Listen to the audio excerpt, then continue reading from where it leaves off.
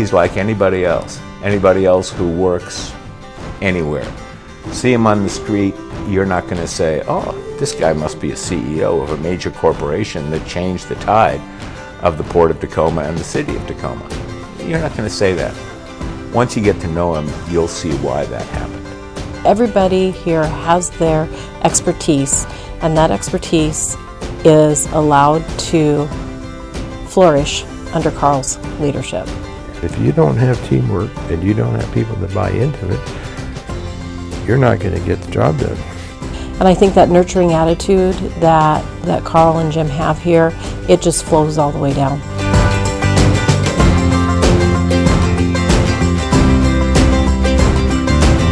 He just brings that conviction that it's going to happen, which is often the catalyst for other people reaching the same conclusion.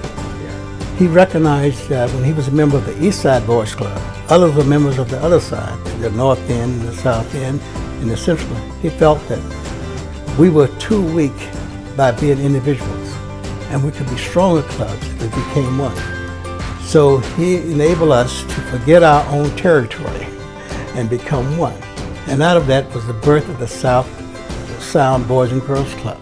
He dreams big, and sometimes I'll kid around with him and I'll say that, something was about as good as it can get, and he'll always correct me and say, no, there's always something better, bigger. I followed the fortunes of the America's Car Museum and knew some of the forces at work. And there was a time when it looked difficult, and it was difficult. And Karl found, and what I think is a fairly obscure and I know is a very complicated tax credit program. And he was able to explain it to me and some editors at the News Tribune in a way that even I could understand it. He knew it so well. He was one of the few people, I think, in the country who knew the ins and outs of this program. But he understood it, he could explain it, and in the end, it worked, thanks to Karl.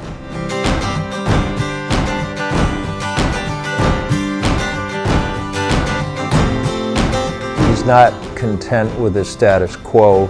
He's not content with accepting something substandard. He wants it to be the best that it can be, whether it's Tacoma, this museum, his business. Also, that type of leadership brought about equity among the clubs. So regardless of which club you were part of, you had equal access, equal leadership and instruction. It's the second largest Indian land claim settlement in the history of the country. Without Karl, it would not have happened. I remember people told me during the settlement, well, you really need to tell Karl to slow down because we're not ready yet. I said, you don't understand. Karl only has one gear. That's fast forward. The things that he is passionate about and he takes great pleasure in, it just shows. It just shows.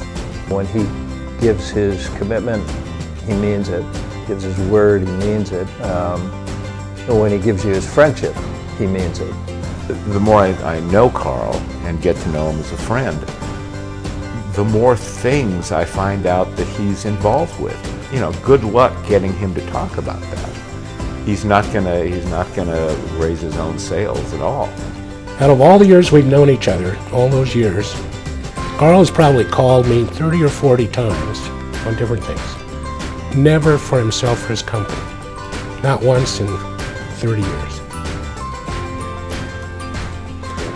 So those are the kind of leaders as a community you treasure.